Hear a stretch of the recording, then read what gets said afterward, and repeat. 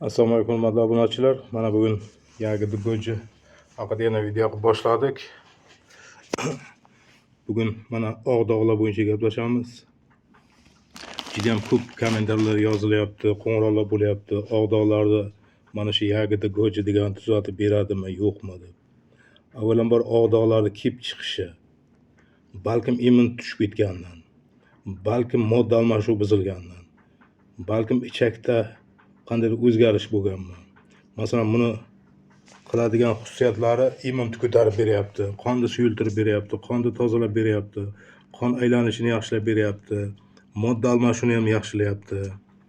Keyin mana ichaklarda shamollash, ichakdagi qabziyatlar, ichakni tozalash, bular bo'yicha ham bir yaxshi tozalaydi ichaklarni.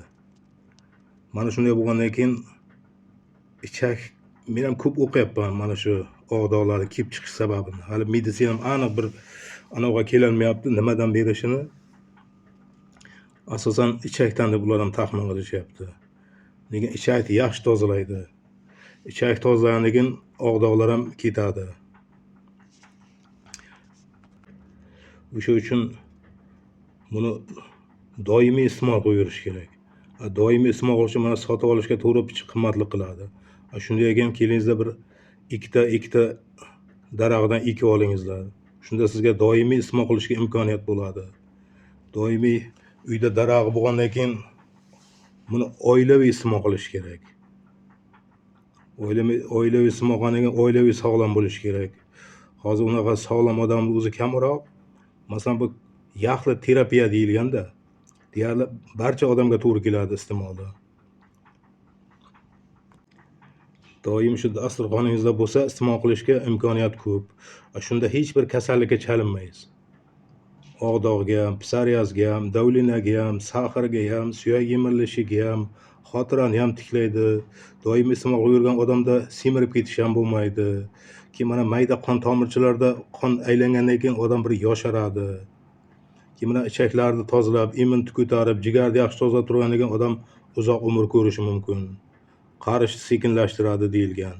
Shunda uzoq umr ko'radi inson. O'sha uchun qiziqingizlar.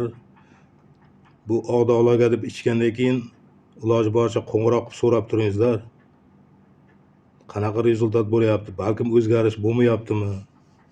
O'shani bir maslahatli ish qilingizlar. Mana shu oq dog'larning ichida hozir 4-5 tasi qo'ng'iroq qilib ma'lumot so'rab turibdi, maslahatlashib. Lekin olgan odamlar ko'p, bir 50 dan ziyod olgan oq dog'lar uchun. Lekin hech kim qo'ng'iroq ham qilmaydi, xuddi bir tuzalib ketgandek. Shu uchun harakat qilingizlar, maslahatli qo'ng'iroq qilingizlar. Yana ham bir choralarni o'ylab ko'ramiz. Shu bu maqsad oq dog'ni yo'qotish. O'shanda bir maslahatli bo'lsa yaxshi-da. Sizning fikringiz ma'qul tushadi, meni fikrim sizga ma'qul tushadi, shunda bir maslahatlashib olaversak. Mana kecha ham bir kishi bilan uchrashdim. Oq dog'larda yaxshi o'zgarish bo'lyapti dedi. Lekin shunaqangi xursand, oxiri yig'lab yubordi xursandligidan. Mana nasib bo'lsa videosini tashlab beraman dedi. Kecha keluvdi, bir video qiladigan joy topolmadik. Kechqurun keldi ular, yorug'lik yetishmadi. Ko'chada gaplashdik-da. Endi bugun videolarni tashlab beraman dedi. Agar tashlab bersa, ularni ham chiqaraman videolarni ham. Mana oq dog'larda davolanishga anaqa qiladiganda iloji boricha nastroyeniyani yaxshi qilish kerak. Keyin bir ayrim parhezlarni aytaman, o'sha parhezlarga e'tibor qilish kerak. Davolansa, tuzalsa bo'ladi oq dog'dan. U mana lazer bilan davolayapti, vaqtincha tuzatyapti, lekin yana qaytalayapti. Siz bir ikkita daraxtni ekib olsangiz, doimiy iste'mol qilib yuraverasiz, sizda umuman qaytalamaydi ham. Yana hayotga qaytasiz, yaxshi oldingi hayotingizga. Doim xursand bo'lib yurasiz keyin. Odam umuman asabiylashmaslik kerak. Doim o'zini bir xursand tutish kerak. Xursandchilik bilan o'qisangiz, har bir kasalni yengib o'tsa bo'ladi. Xursand bo'lmay asabiylashdingizmi, u hazm buziladi-da. Hazm buzildimi, ishda qotish bo'ladi yoki ichaklar yaxshi surilmay qoladi yegan ovqatlaringiz. O'sha uchun juda ham bir nastreniyaga, kayfiyatga juda bog'liqda kasallik tuzalishi. Harakat qilishga, men tuzalaman, tuzalyapman, tuzalishim shart.